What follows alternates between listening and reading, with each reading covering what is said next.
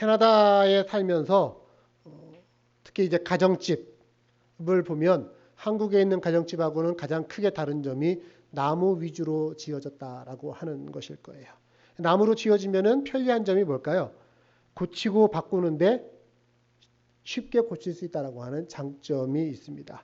시멘트로 이렇게 막 벽이 다 채워져 있으면은 못 하나 박는데도 어렵죠. 저희 교회 건물 같은 경우는 이게 다 콘크리트 시멘트 벽돌인데 못 하나 박으려고 해도 굉장히 힘들지만 가정집 같은 경우에는 나무집이라 그렇지가 않습니다. 물론 모든 곳에 나무가 다 좋은 거는 아니죠. 기초는 나무를 쓰지 않습니다. 왜? 나무를 기초로 쓰면은 삐걱거리고 나중에는 갈라지고 흔들려져 버리면은 곤란하기 때문입니다. 기초는 튼튼해야 되는 것이니까요. 저는 캐나다의 집을 생각하다가 우리 교회 또 우리의 믿음의 내용과 한번 비교를 해봤습니다. 기초는 튼튼해야 되는 거예요. 흔들리지 않고 견고하게 서 있어야 되는 겁니다. 반면에 또한 속의 내용은 약간의 어떤 구조의 변경이라든지 보수하는 거라든지는 상황에 맞게 또 필요에 맞게 보수하면서 변화해 갈 수 있을 때 더 아름답고 더 견고한 집을 유지해 갈 수 있는 겁니다. 우리의 신앙과 우리 교회의 기초가 되는 게 뭘까요? 성경이라고 하는 겁니다. 성경. 우리가 믿는 바의 도리, 이 성경이. 그럼 이 성경이 말하는 것의 핵심이 뭡니까? 그것을 우리는 가스펠, 복음이라고 얘기하는데 복음의 핵심은 예수 그리스도라고 하는 것입니다. 여러분, 성경 우리가 믿는 것이고 또한 그 성경의 핵심이 복음이고 복음의 핵심은 예수 그리스도라고 하는 것. 우리 이 마음속에 늘 기억했으면 좋겠어요. 그렇기에 예수 그리스도라고 하는 기초 위에 우리의 믿음의 집을 짓는 겁니다. 그러면서 시대에 따른 복음의 옷을 입고 든든하고 아름답게 그 집을 세워가는 것이죠. 그럴 때 교회라고 하는 우리의 신앙이라고 하는 집이 주님 받으시기에 또 주님 거하시기에 충분한 집이 되어가는 줄로 믿습니다. 오늘 우리 종교개혁 기념주일입니다. 502년 전이죠. 마틴 루터가 95개 조항의 반박문을 내겁니다. 반박문. 어디에 반박하는 겁니까? 당시의 교회, 즉 로마 캐토릭 당시의 교회의 잘못된 풍조에 대해서 이건 안 되는 거죠 하면서 반박문을 내겁니다. 어떤 풍조가 얘기했습니까? 교회를 위해서 기부하고 또 공적을 쌓는 게 이게 구원의 근거가 되는 것이냐? 구원을 돈 주고 살 수 있는 것이냐? 그래서 내가 헌금함에다가 돈을 넣으면 그 돈이 떨어지는 땡그랑 소리를 듣고 내 먼저 죽은 내 가족이나 내 사랑하는 사람이 지옥에서 천국으로 옮겨간다. 뭐 이런 소리를 교회에서 하고 있었던 거예요. 그런 면죄부 팔고 하는 것. 그런 모습에 대해서 아니다. 이건 잘못된 것이다. 썩었다. 다 썩었다. 라고 하면서 바꾸자라는 거예요. 개혁하자. 다만 기초는 바꿀 수 없으니 기초는 떼어놓고 기초는 더욱더 든든히 하되 다른 것들은 다 바꾸자라고 하면서 개혁의 기치를 내걸었습니다. 그때 마틴 루터가 이거는 바꿀 수 없는 그 기초가 있다라고 하면서 얘기한 우리의 신앙의 기초 5개 조항이 있습니다. 그 여러분 다 아시죠? 들어보십시오. 첫 번째가 뭐냐면 오직 성경으로라고 하는 겁니다. 오직 성경으로. 솔라 스크립투라. 우리 그리스도인의 믿음과 행함의 유일한 근거가 되는 것은 다름 아닌 이 성경이기에 오직 성경으로. 또 오직 그리스도로 말미암아. 솔라 크리스투라. 우리 인간은 스스로를 구원할 수 없는 존재이고 우리의 구원은 오직 예수 그리스도의 공로로 말미암는 것이다. 그것이 오직 예수 그리스도로 말미암아. 또 오직 은혜로라고 하는 것이 있죠. 솔라 그라스티아. 구원은 죄로 인해서 죽을 수밖에 없던 우리 인간을 향한 하나님의 전적인 은혜로 말미암는 것이다. 그래서 오직 은혜로라고 하는 표현을 씁니다. 그리고 또 오직 믿음으로도 있죠. 오직 믿음으로. 솔라 피데라고 합니다. 인간의 구원은 어떤 행위가 아니라 믿음으로 말미암아 구원이 이루어지는 것이다. 오직 믿음으로. 그리고 마지막은 뭐예요? 오직 하나님께 영광이라고 하는 겁니다. 솔라 디오 글로리아. 하나님께 영광을 돌리는 것. 구원은 하나님이 시작하신 일이고 또한 하나님이 완성하시는 일이기 때문에 오직 하나님께만 영광을 돌릴 뿐이다. 아멘. 자, 이 5개 기억 못하시면 제가 앞에 먼저 할 테니까 한번 따라서 같이 한번 해봅시다. 오직 성경으로, 오직 그리스도로 말미암아, 오직 은혜로, 오직 믿음으로, 오직 하나님께 영광. 아멘. 자, 이렇게 붙들어야 될 것들을 붙들고 새롭게 다 고치자라고 하면서 나선 게 종교개혁이었고, 이 종교개혁을 통해서 프로테스탄트, 오늘 우리가 믿는 속한 개신교가 탄생하게 되어집니다. 교회사적으로 보면 이 개신교는 복음의 기초라고 하는 이 5개의 오직 위에 여기서 벗어나지 않습니다. 그래서 그걸 가리켜 복음주의라고 얘기합니다.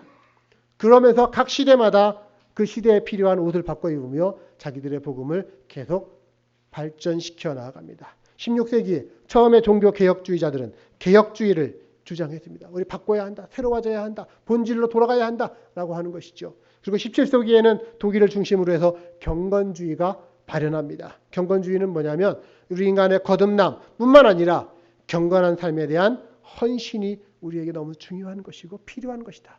경건주의예요. 18세기에는 영국에 있는 요한 웨슬리를 중심으로 해서 성결운동이 일어났습니다.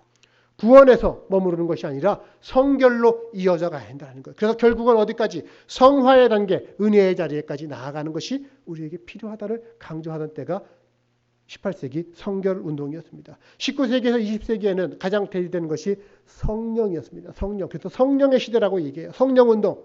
교회의 역사 위에 필요할 때마다 강하게 바람 불었던 것이 성령의 역사하심이었습니다. 그 성령의 역사하심이 19, 20세기를 거쳐서 강하게 대두하면서 오늘날 복음이 전 세계를 향해서 펼쳐져 가고 있습니다. 그럼 오늘 우리가 살고 있는 21세기는 뭘까요?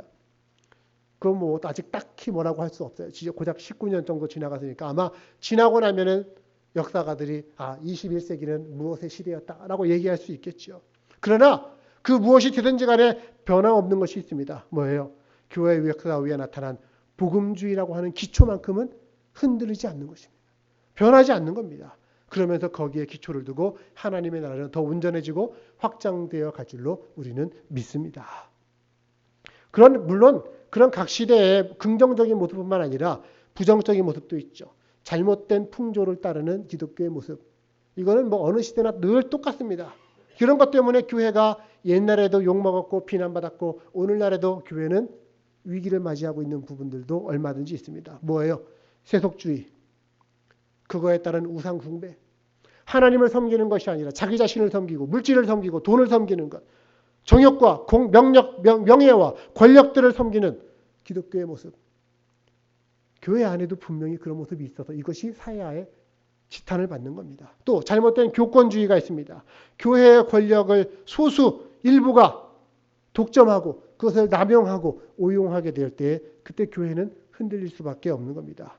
비상식적인 폐쇄주의도 있습니다. 교회가 세상을 향해서 손을 뻗치고 복음을 전하며 나아가야 되는데 그게 아니라 문을 닫아버리는 거예요. 우리끼리만. 그러다 보면 이것 또한 잘못된 모습으로 변질된 기독교를 낳을 수가 있습니다. 여러분, 어느 시대나 그래요. 복음에 대해서 바르고 정확하지 않은 그릇된 해석을 하게 되면 그릇된 신앙을 가질 수밖에 없는 겁니다. 그래서 오늘 우리에게 중요한 것이 바로 이 종교개혁의 근본 정신으로 돌아가자. 오직 믿음으로, 오직 성경으로, 오직 은혜로, 오직 예수 그리스도로 말미암아, 오직 하나님께 영광. 그 기초로 돌아가는 것입니다. 특별히 예수 그리스도라고 하는 그 복음의 기초를 놓치지 않고 잃어버리지 않는 것이 우리에게 너무나 필요합니다. 자, 오늘 성경 보시면요. 20절 본문. 너희는 사도들과 선지자들의 터 위에 세우심을 입은 자라. 예수 그리스도께서 친히 모퉁이 돌이 되셨나이다.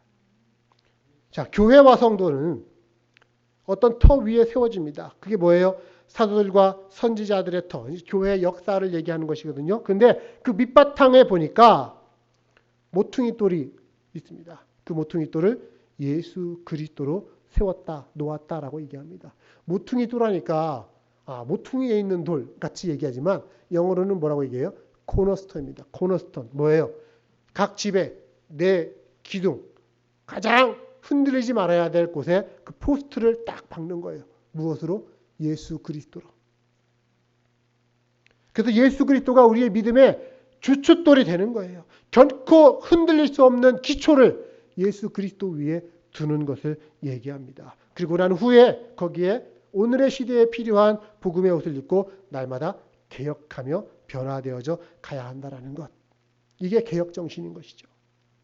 그럼 예수 그리스도가 우리의 믿음의 기초가 된다라고 하는 게 정확하게 뭐냐? 이걸 좀 우리가 생각해 볼 필요가 있습니다. 자, 우리의 믿음의 핵심이 예수님이 나의 구주이신 것을 믿는다. 이게 주님을 우리의 믿음의 기초에 두는 거예요. 예수가 나의 구주가 되신 걸 믿는다. 이건 좀 더 정확하게 말하면 뭡니까? 우리의 믿음의 내용이 뭔가라고 하는 것을 더 분명히 알아야 되겠죠. 여러분 아십니까? 믿음이 뭘까? 믿음의 내용이 뭔지, 믿음의 대상은 무엇인지, 그리고 그 믿음의 결과는 어떻게 되는지. 우리는 오늘 무엇을 믿고 있는 것인가요? 혹은 교회에서 우리가 늘 얘기하는 것, 죄라는 게 뭔지, 죄의 결과가 무엇인지, 그 죄를 극복하는 방법이 뭔지, 회개라고 하는 게 무엇인지 여러분 혹시 아십니까? 여러분 혹시 믿지 않는 사람이 여러분에게 물어보면 뭐라고 대답하시겠어요? 여러분 전도하면서 뭐라고 얘기합니까? 예수 믿으면 구원받아요 라고 할 때 구원이 뭔데요? 라고 하면은 죽어서 천국 가는 거. 이렇게 대답하실 겁니까?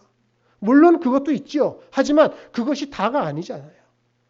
그냥 믿어. 믿으면 돼. 그러면 좋아. 고백해. 이렇게 대답하실 거예요. 구원은요. 감정이 아닙니다. 구원은 어떤 머릿속에 있는 관념이 아니에요. 자기 최면을 거는 게 아니에요. 나는 믿는다. 이게 믿는 게 아니에요. 믿으시길 바랍니다. 라고 하면 아멘. 대답했다고 해서 이게 믿는 게 아니에요. 알아야 되는 거예요. 내가 뭘 믿는지를 알아야 되는 거예요. 물론 그런 고백과 결단, 아멘 하면서 나서는 것이 믿음의 첫 발걸음을 뗄 수는 있겠죠. 그러나 여기서 그치면 믿음의 길, 구원의 길을 온전히 다 걸어가는 게 아닙니다. 특히 구원관, 또 교회론 이런 쪽에서 잘못되면요. 열심히 있어도 그 열심히 엉뚱한 방향으로 가면 어떻게 돼요? 엉뚱한 방향으로 열심히 달려가는 거예요. 우리의 믿음이 자칫 잘못하면 그렇게 될 수도 있다는 것이죠. 저는 여러분에게 이런 말씀 드리고 싶어요. 우리가 신앙생활을 하되 쉽게 하려고 하지 말자라는 거예요. 신앙생활이 그냥 내가 단지 죽어서 천국 가기 위한 보험 들어놓는 것처럼 그렇게 생각하지 말자라는 겁니다. 내가 믿는 믿음의 도가 뭔지 정확히 알지도 못한 채 그 신앙의 내용에는 관심이 없고 믿는다라고 하는 형식, 그 믿는 거에 대한 어떤 결과로 말미암은 어떤 보상, 천국 영원한 하나님의 나라, 이것만 관심 있으면 곤란한 것입니다. 신앙과 믿음의 도리 정확하게 아시는가요? 우리가 이걸 잘 모르면요. 이단과 사이비의 표적이 될 수 있습니다. 요즘 이단들이 예수 그리스도를 모르는 사람들에게 접근하지 않아요. 예수 그리스도에 대한 믿음을 갖고 있다는 사람들, 교회 다니는 사람들, 그들에게 접근합니다. 그러면서 예수 이름 자기들이 들먹거리고 있고 성경 버젓이 이용하면서 얘기하는 거예요. 광고도 해요, 요즘은. 잘못된 구원관을 교묘하게 가르칩니다. 뭐 성경 공부 같이 하자고 그러고 설문조사 한다고 하면서 설문조사하면 뭐 사은품 드린다고 하면서 얘기하는데 설문조사 하다 보니까 쭉 자기네 교리를 읽고 있는 거예요. 이렇게 돼요. 여러분 어디 허가받지 않은 교회 밖에서 허가받지 않은 성경 공부에 쉽게 참여하지 마십시오. 그러려면 꼭 물으세요. 누가 나에게 이러이러한 성경 공부 하자고 하는데 괜찮은 겁니까? 물어보셔야 돼요. 왜?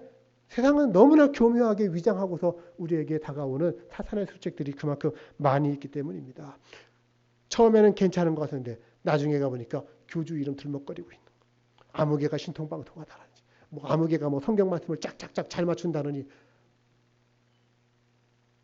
그거 중요한 거 아닙니다. 이단과 사입이 감별하는 방법 뭘까요? 옛날에는 제가 학생 시절에는요. 이단 사입에 대해서 경계하면서 이단 사입이 연구를 했어요. 뭐 수련회 같은 데 가면은 이단 사입이 특별 강좌에서 막 통일교는 뭐 하면서 막 그거 가르쳤어요. 가만히 듣다 보니까 통일교가 뭔지 공부하고 있는 거야. 위조 지폐를 감별하는 사람들이 있습니다. 위조 지폐. 은행에서 위조 지폐를 감별하는 사람들은 위조 지폐를 보고 있지 않아요. 위조 지폐 연구하는 게 아니에요. 그 사람들은요. 정식 지폐를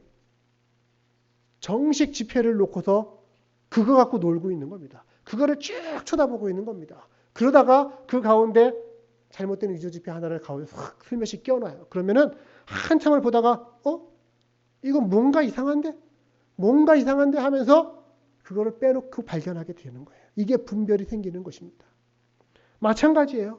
뭐가 이단이다 이걸 공부할 게 아니고 뭐가 정통인지를, 뭐가 우리의 신앙의 정확한 믿음의 도리인지를 우리가 그걸 배우면 더 이상 이단과 사이비에 휘말리지 않을 수 있게 되는 겁니다. 그래서 죄, 구원, 믿음, 사실은 이런 단어들은 우리 그리스도인들이 입에 달고 다니는 단어들인데 막상 그게 뭔데 하면은 그냥 그런 거 있어. 믿으면 좋아. 이러고 그냥 끝나버리면 곤란한 거 아니겠어요? 그거는 성경을 펼쳐서 이해하고 믿는 게 아니라 그냥 덮어놓고 믿는 거예요. 덮어놓고. 저는 여러분들에게 여러분이 믿는 하나님 나라의 도, 예수 그리스도의 구원의 도가 그에 대한 정확하고 온전한 믿음이 있기를 주님의 이름으로 축복합니다. 저는 여러분들 혹시 오해하시지 말길 바라요. 그게 여러분들이 지금 구원을 받았다 안 받았다 혹은 여러분들의 구원이 미심쩍다라느니 구원의 확신에 문제가 있다라니 그런 말씀 드리는 게 아닙니다. 다만 우리가 받은 구원이 어떻게 확실한 것인지 정확하게 알고 분별하자라고 하는 말씀으로 이 말씀을 드리는 거예요. 그래야 누가 물어보더라도 정확하게 얘기할 거 아니겠습니까? 베드로전서 3장은 이렇게 우리에게 말합니다. 너희 마음에 그리스도를 주로 삼아 거룩하게 할 뿐만 아니라 너희 속에 있는 소망에 관한 이유를 묻는 자에게는 대답할 것을 항상 준비해라. 우리가 믿는 믿음에 대해서 누군가 물어볼 때 대답할 것이 준비되어 있어야 한다라는 말씀입니다. 저는 그런 마음에서 앞으로 이제 몇 주간 우리가 믿는 것이 구체적으로 어떤 것인지에 대한 말씀을 여러분들과 나누려고 해요. 구원이 뭔지, 죄가 무엇이고, 회개가 무엇인지, 믿음의 주제들. 다소 기초적인 것이 반복될 수 있을지 모르지만 그런 가운데 흔들림 없는 믿음의 기초를 다지는 시간이 될 수 있기를 여러분 함께 기대해 주시고 또 기도해 주시기를 부탁합니다. 그런 마음으로 오늘 우리는 이것을 함께 살펴보고자 합니다. 우리의 믿음을 바라보시는, 우리의 믿음의 길을 바라보시는 하나님의 마음이 어떤 마음인가라고 하는 거예요. 하나님의 소원이 있다라고 하는 것입니다. 여러분 하나님의 마음이 뭐냐면 첫 번째 기억하십시오. 하나님은요 여러분들의 믿음이 자라기를 원하십니다. 아멘. 여러분들의 믿음이 성장하기를 원하시는 거예요. 나는 네가 영적으로 성장하길 바란다. 이게 하나님 아버지의 마음이에요. 에베소서 4장 13절은 이렇게 말합니다. 우리가 다 하나님의 아들을 믿는 것과 아는 일에 하나가 되어서 온전한 사람을 이루고 그리스도의 장성한 분량이 충만한 데까지 이르러 갈 것이다. 하나님께서 우리의 믿음이 자라기를 원하고 계시다라고 하는 거예요. 여러분 그건 무슨 얘기냐면 우리의 믿음이 그만큼 자랄 수 있다라는 것입니다. 불가능한 걸 하나님이 요구하시는 게 아니고 너희들이 자랄 수 있기 때문에 자라기를 원한다 말씀하시는 겁니다. 어느 경지까지? 온전한 사람이 되는 거예요. 온전한 사람. 그리스도의 충만하심이 경지까지 자라기를 원하신다. 그렇게 우리 믿음이 자라나면요. 하나님은 그 믿음의 자라남에 대해서 혜택을 준비해 주고 계십니다. 베네핏이 있어요. 그것이 그 뒤에 이어지는 에베소서 4장 14, 15절의 본문인데요. 보십시오. 이는 우리가 이제부터 어린아이가 되지 아니하여서 사람의 속임수와 간사한 유혹에 빠져 온갖 교훈의 풍조에 밀려 요동하지 않게 하려 함이라. 오직 사랑 안에서 참된 것을 하여 범사에 그에게까지 자랄지니라. 그는 머리니 곧 그리스도 예수시라. 자, 우리가 신앙에 자라나면 어떤 혜택이 있어요? 영적인 어린아이의 신세를 면하게 되어진다는 것입니다. 그래서 사람들이 속임수나 간사한 유혹으로 우리를 이단과 사이비로 끌려가려고 할 때 거기에 빠지지 않게 되어지고 다른 사람들의 세상적인 가르침의 풍조에 밀려 요동하지 않게 되어집니다. 대신 성숙하게 자라나니까 사랑 안에서 진리를 말하게 됨으로 말미암아 나중에는 어떻게 돼요? 범사의 모든 면에서 교회에 버리듯이 예수 그리스도에게까지 자랄 수 있게 되어진다. 그 말은 우리 안에 말하는 것이나 생각하는 것이나 행동하는 것이 예수 그리스도를 닮은 사람이 되어지는 거예요. 그래서 저 사람 예수님처럼 생각한다. 저 사람 예수님처럼 말한다.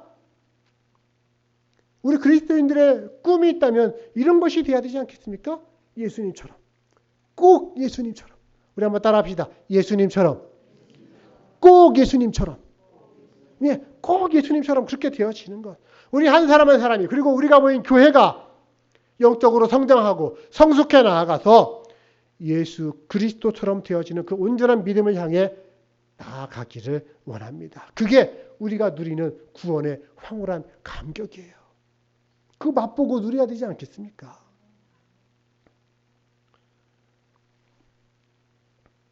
사도 바울이 자기가 행하는 사역, 목회의 목표와 사명을 바로 여기에 두었습니다. 그리스도 안에서 교회와 성도가 온전하여지는 것, 온전한 사람을 세워가는 것. 골로새서 1장 28절의 말씀입니다. 우리가 그를 전파하여 예수를 전파하는 겁니다. 각 사람을 권하고 모든 지혜로 각 사람을 가르치는 이유가 있는데 그것은 각 사람을 그리스도 안에서 완전한 자로 세우려 합니다. 이를 위하여 나도 내 속에서 능력으로 역사하시는 이의 역사를 따라 힘을 다하여 수고하노라. 그게 사도 바울의 사역의 목표였습니다. 의미였어요. 저는 저 역시 이런 마음으로 목회합니다. 그리스도인의 완전, 그리스도인의 온전을 이어가는 거예요. 그 제 개인적으로도 제 인생의 목표예요. 온전한 길을 향해 거듭거듭 나아가는 것. 또 목표의 목표예요. 여기 우리 교회 표어가 있죠. 건강한 성도, 교회다운 교회. 이게 뭐겠습니까? 온전한 그리스도인들이 모여서 이루는 교회를 얘기하는 것 아니겠어요? 그리스도 안에서 완전한 사람, 온전한 사람이 되어지는 것. 제가 목회하면서 목회를 통해서 건강한 성도, 즉 그리스도의 제자를 만드는 것이고요. 또 그들을 교회 안에만 머물러 있게 하는 것이 아니라 세상적으로 파송하는 거예요. 가정으로 파송하고 사업장으로 파송하고 인간관계 가운데로 파송하는 거예요. 그래서 그들을 통해서 아직 하나님을 알지 못하는 사람들을 다시 교회로 인도하는 것이고 또한 그들을 다시 예수 그리스도의 제자로 만들어가는 것.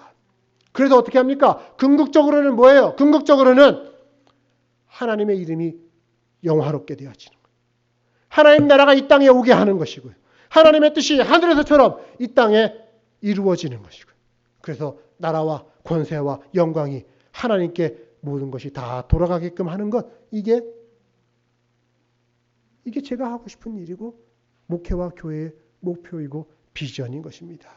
예수님 가르치신 기도 아닙니까? 지금 그 얘기가 하나님의 이름을 영화롭게 하는 것이고 하나님 나라가 이 땅에 임하는 것이고 하나님의 뜻이 하늘에서처럼 이 땅에서도 이루어져서 결국 나라와 권세와 영광이 다 하나님께 있다라고 하는 것을 인정하고 높여드리는 것.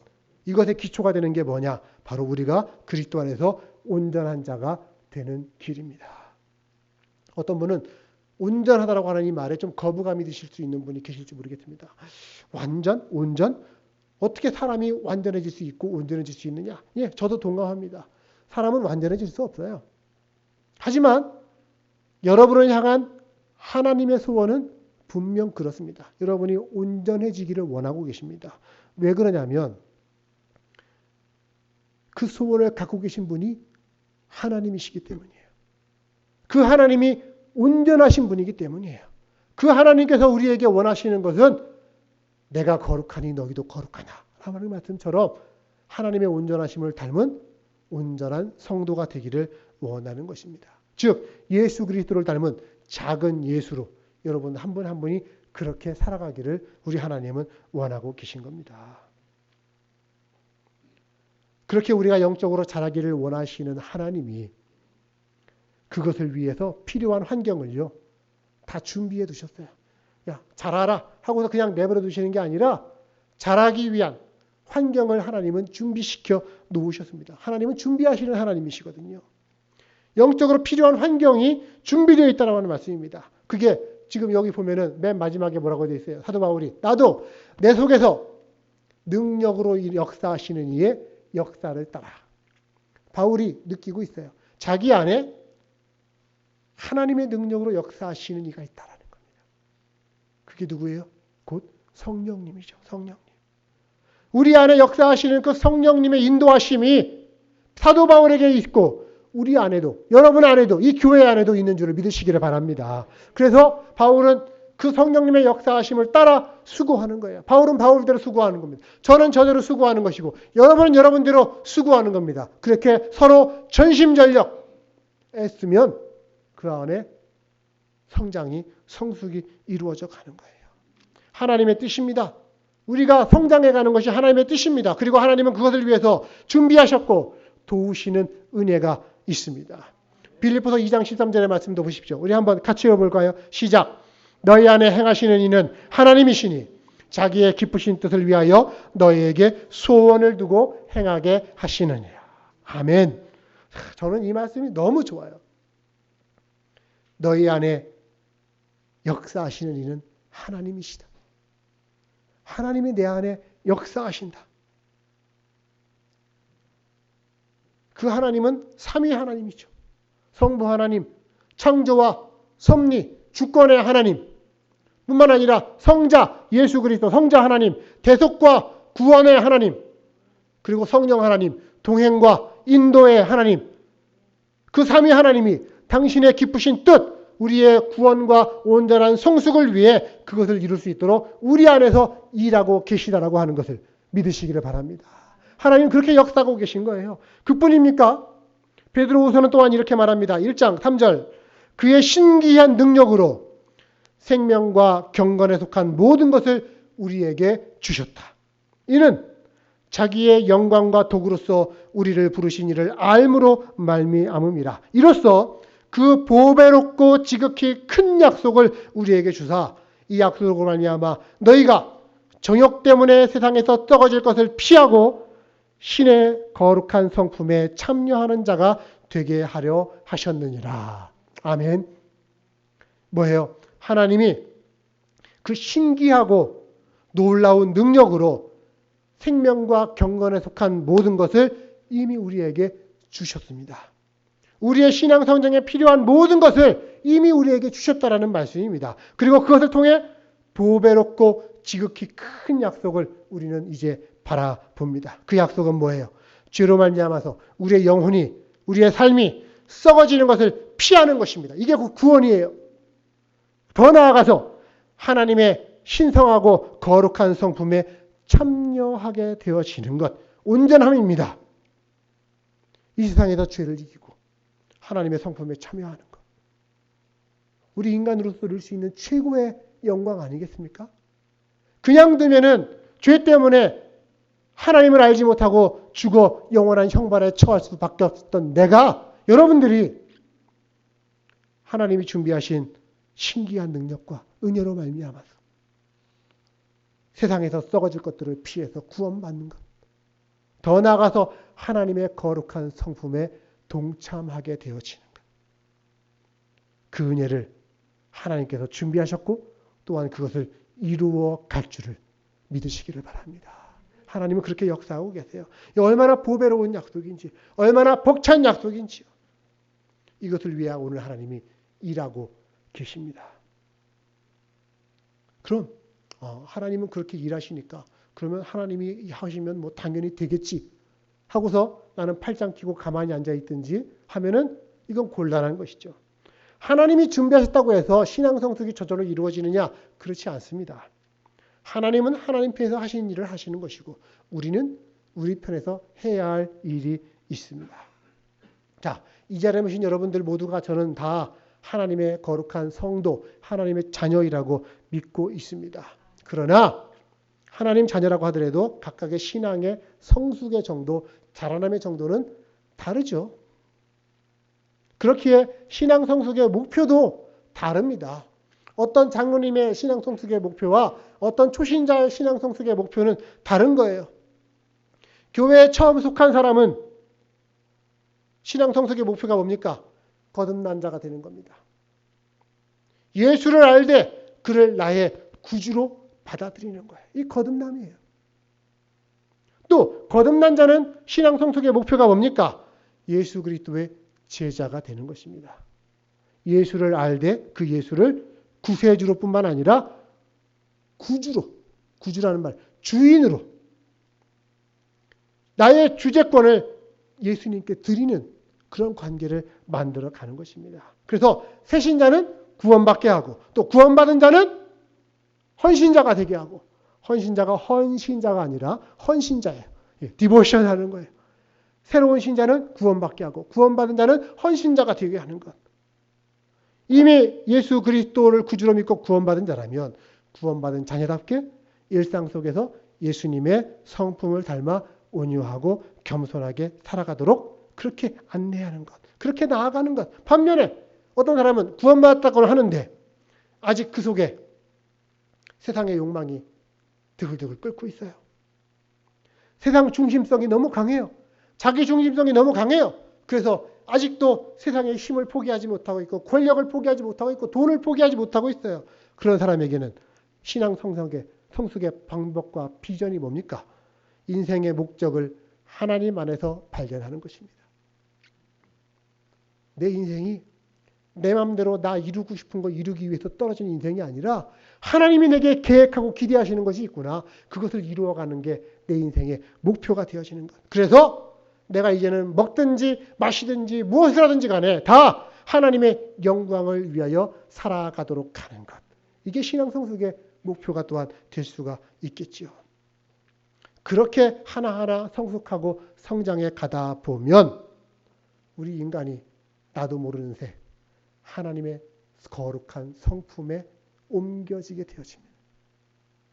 물들어가는 거예요.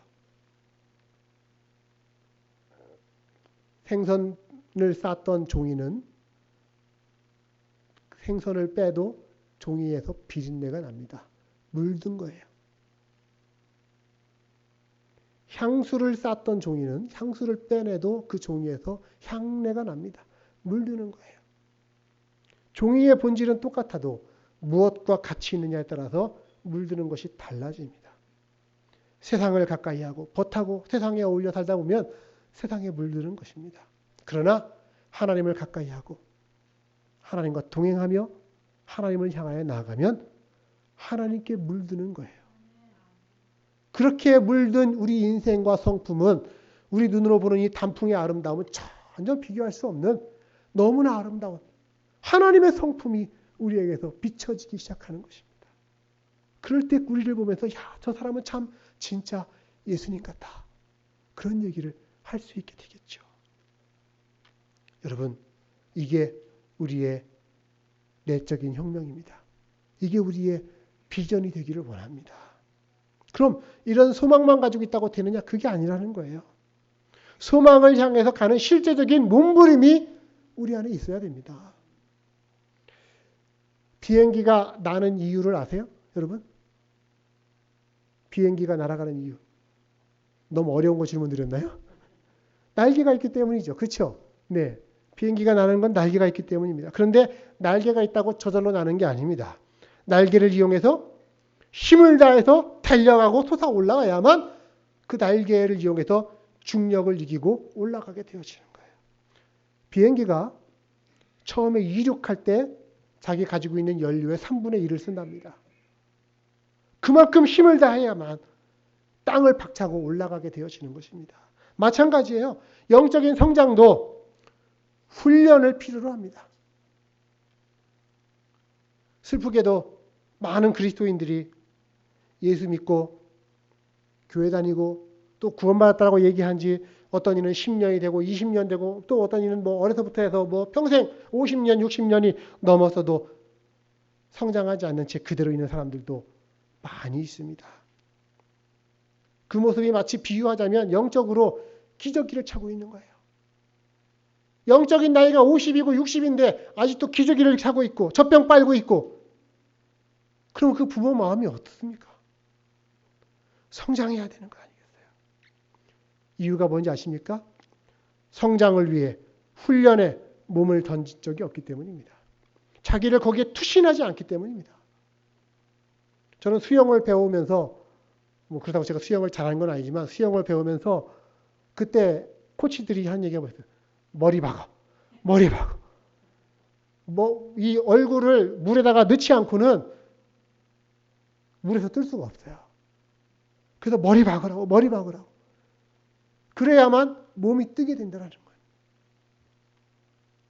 그거 배우느라고 훈련하고 몰두하는 거예요. 몰두. 우리의 신앙도 거기에 몰두하고 훈련해야만 땅의 중력을 박차고 죄의 중력을 박차고 하늘로 올라갈 수 있게 되는 것입니다. 사랑하는 여러분, 기억하십시오. 영적인 성장은 저절로 이루어지지 않습니다. 그냥 때가 되면 나도 뭐 때 되면 뭐 누구처럼 가령 어떤 신비한 열쇠를 얻어서 어디 어쩌다 가만히 있다 보면 어떤 부흥에서 어떤 말씀에 의해서 번쩍하고 그냥, 물론 그럴 수도 있겠지만 그건 진짜 천만다행의 은혜고, 보통 사람은 훈련 과정에 참여하고 자기 스스로를 훈련시키고 결단하고 움직여야, 그래야 자라나게 되어집니다. 급하게 여러분 바라지 마세요.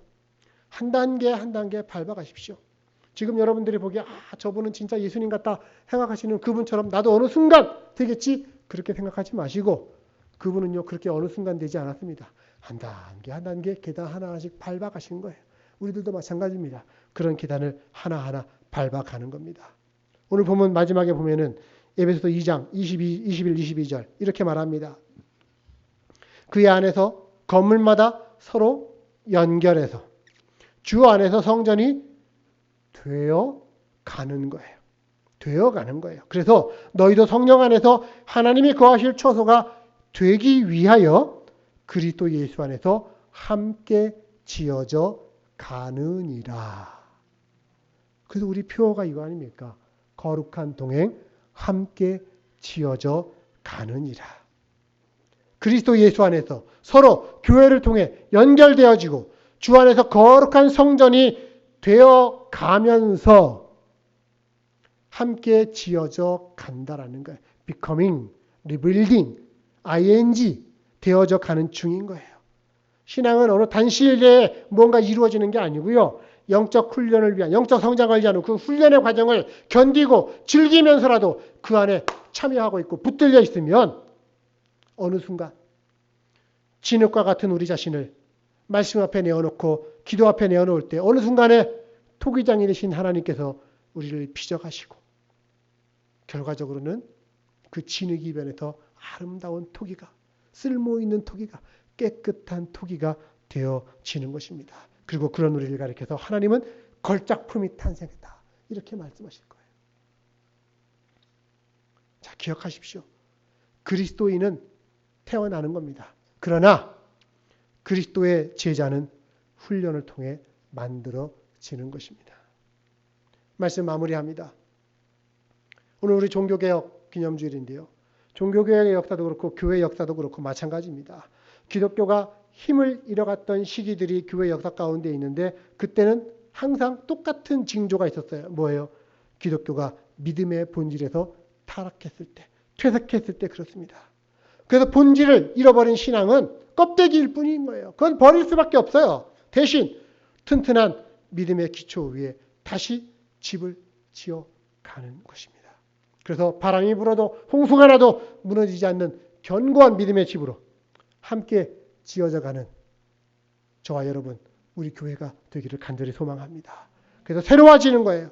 새로 짓는 거예요. 그러다 보면은 우리 안에 새로운 부흥의 불길이 일어나게 될 것입니다. 그걸 위해 오늘부터 시작합시다. 오늘부터 새로운 비전을 가집시다. 이제부터는 누군가 여러분에게 왜 사냐고 묻는다면은 이렇게 대답할 수 있기를 원합니다. 나는 나를 사랑하사 나를 위하여 자기 몸을 버리신 하나님의 아들 예수 그리스도를 위하여 산다. 실제로 그렇게 고백하고 실제로 그렇게 살아가는 그런 여러분들 되다가 나도 모르는 사이에 하나님의 은혜에 물들고 하나님의 거룩한 성품에 물들은 여러분들의 아름다운 모습이 되기를 주님의 이름으로 축복합니다. 기도하도록 하겠습니다.